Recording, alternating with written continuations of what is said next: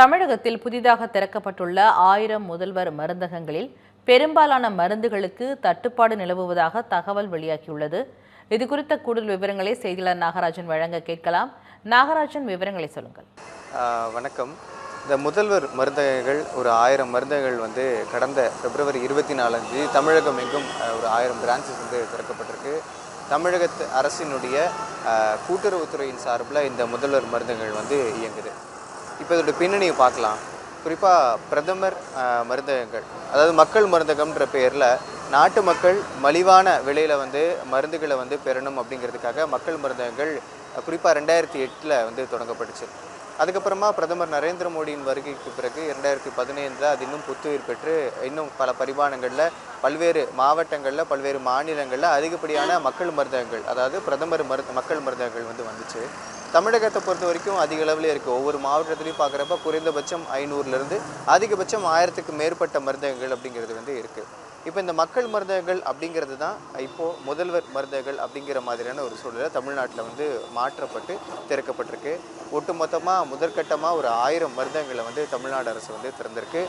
இந்த முதல்வர் மருந்தகங்களில் மருந்துகள் போதிய அளவில் கிடைக்கப்பெறுதா அப்படின்னா அது ஒரு கேள்விக்குறியான சூழலில் இருக்கிறதா மக்கள் தரப்பில் சொல்லப்பட்டிருக்கு. ஏன் அப்படின்னா, மருந்துகளை பொறுத்த வரைக்கும் நிறைய பிராண்ட்ஸ் இருக்கும். அந்த நிறைய பிராண்ட்ஸில் காஸ்ட்லி அண்ட் அதே மாதிரி லோவஸ்ட் ப்ரைஸ் இந்த மாதிரியான விஷயங்கள்லாம் இருக்கும். அரசு மருத்துவமனைகளில் சிகிச்சை பெறக்கூடிய மக்களுக்கு அங்கே கிடைக்கக்கூடிய மருந்து வகைகள் அப்படிங்கிறது அங்கேயே நம்ம பெறப்படக்கூடிய சூழலில் இருக்கிறப்ப இந்த மக்கள் மருந்தகம் மாதிரி முதல்வர் மருந்தகம் திறக்கப்பட்டிருக்கு இல்லைங்களா, இந்த இடத்துல காஸ்ட்லியான மருந்துகளும் ஒரு 25% தள்ளுபடி அப்படிங்கிற விதத்தில் நீங்கள் பெற்றுக்கலாம் அப்படின்னு சொல்லிட்டு நிறைய பிராண்ட்ஸ் ஆஃப் மெடிசன்ஸும் இங்கே கிடைக்கும்னு சொல்லப்பட்டிருக்கு. ஆனால் இந்த ஒட்டுமொத்தமாக மாவட்டத்தில் இருக்கக்கூடிய மருந்துகளுக்கு கிடைக்கக்கூடிய மருந்துகள் எல்லாமே சப்ளை பண்ணக்கூடியதுக்காக ஒரு மாவட்ட கிடங்கு உருவாக்கப்பட்டிருக்கும்.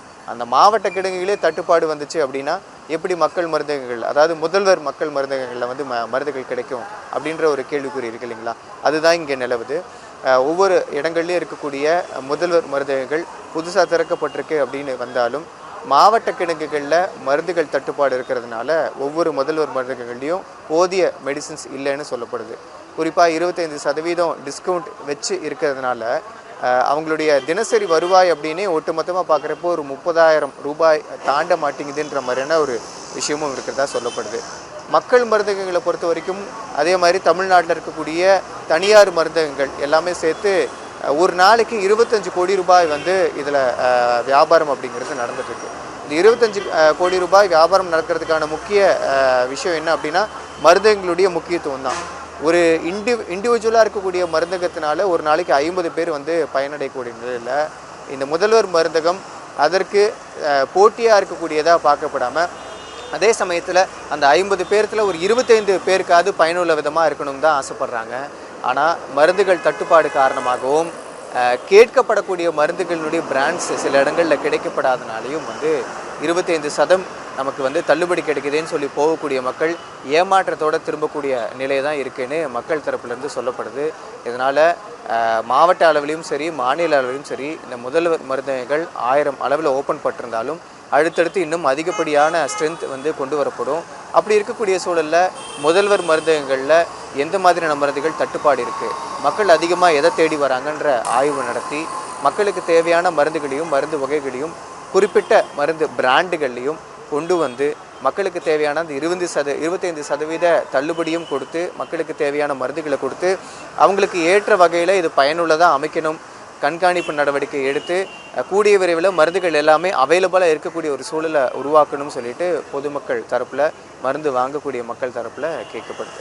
UPSC தேர்வுகளில் சாதிக்க வேண்டுமா? முற்றிலும் இலவச கட்டணத்தில் தலை சிறந்த பயிற்சி வழங்குகிறது சேவா பாரதி தமிழ்நாடு ஜெயின் மெட்டல் குழுமம் இணைந்து நடத்தும் பாரதி பயிலகம் IAS அகாடமி. விண்ணப்பிக்க கடைசி நாள் 25/3/2025. தொடர்புக்கு 9003242208 அல்லது contact.bpee2025@gmail.com.